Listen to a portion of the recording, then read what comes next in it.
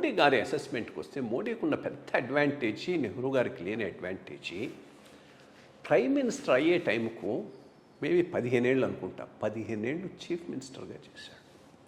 అది tremendous ground level administrative experience.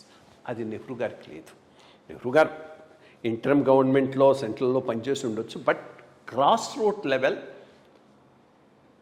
Hands on administrative experience ఉండి prime minister అయిన వాడు మోడీ గారు. అది చాలా చాలా అడ్వాంటేజ్. ఇన్ఫ్యాక్ట్ ఆయన చీఫ్ మినిస్టర్ అహ్మదాబాద్గా ఉన్నప్పుడు మేము అక్కడ ఐఐఎం అహ్మదాబాద్లో 3 weeks కోర్సుకు పోయినప్పుడు ఆయన మాకు డిన్నర్ హోస్ట్ చేశాడు. ఆ రోజు మాట్లాడినప్పుడే అనిపించింది is a man with lot of potential అని. చాలా ప్రాక్టికల్గా మాట్లాడాడు చాలా ఇష్యూస్ మీద.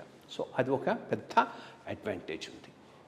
రెండోది, ఈయన వచ్చేటప్పటికి కూడా ఎకానమీ సరైనటువంటి పరిస్థితుల్లో లేదు.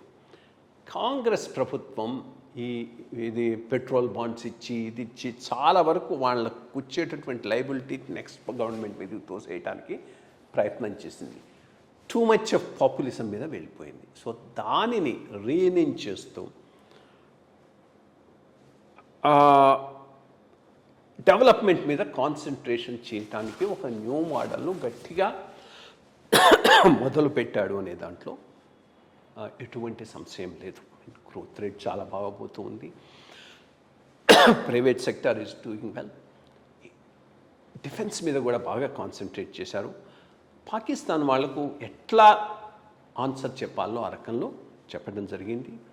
రష్యా, అమెరికా, చైనాతో ఒక చాలా చాలా డీప్గా పద్ధతి ప్రకారంగా ఇండియా ఇంట్రెస్ట్ను కాకుండా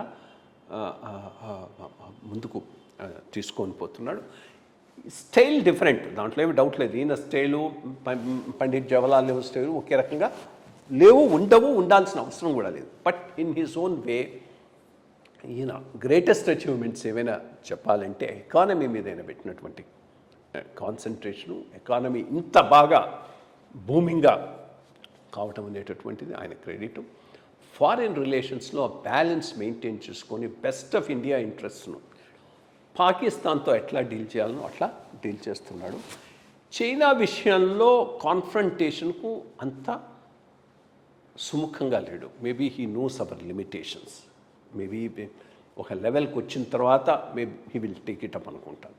సో ఇవి ఈయన బ్రాడ్గా కంపేర్ చేస్తే ఈయనలో ఉన్నటువంటి ప్లస్లు. చూద్దాం, ఇంకా నేను చాలా పొలిటికల్ లైఫ్ ఉంది, హెల్తీ లైఫ్ ఉంది. We also pray to God he should have a much bigger canvas already big అనుకో, ఇంకా చాలా రోజులు చేసి ఎందుకంటే ఒకటి ఇది నేను ఆర్ఎస్ఎస్ ఫంక్షనరీ, ఈయన చాలా ఇంపార్టెంట్ ఫంక్షనరీ. ఆయనతో ఎప్పుడో తడవ ఇంటరాక్ట్ అవుతున్నప్పుడు అసలు మీ అసెస్మెంట్ ఏంది మోడీ గారి మీద అంటే ఆయన ఒకే ఒక మాట చెప్పాడు, దేశం కోసం ఏమైనా చేస్తాడు, దేశానికి హాని చెయ్యాలని ఎక్కడా ఆలోచించే మనిషి అయితే కాదు, తన మంచి కోసం చూసుకొని దేశానికి నష్టమైతే చేయడం అని చెప్పాడు. ఐ థింక్ ఆయన చాలా వెరీ రెస్పెక్టెడ్ ఇండివిజువల్. సో ఆ మాట బట్టి నేను మోడీ గారి మీద ఒక ఐడియా ఫామ్ చేసుకోవటానికి కూడా దాన్ని బేస్ చేసుకొని ఇంకా ఎక్కువ రోజులు ఉండాలని, దేశానికి సేవ చేయాలని ఆశిద్దాం. అండ్ విజన్ 2047 అనేది ఇండియా అది రీచ్ అయితే మనం కూడా ఒక భాగస్వాముల కింద అవుతే బాగుంటుంది. నమస్కారం.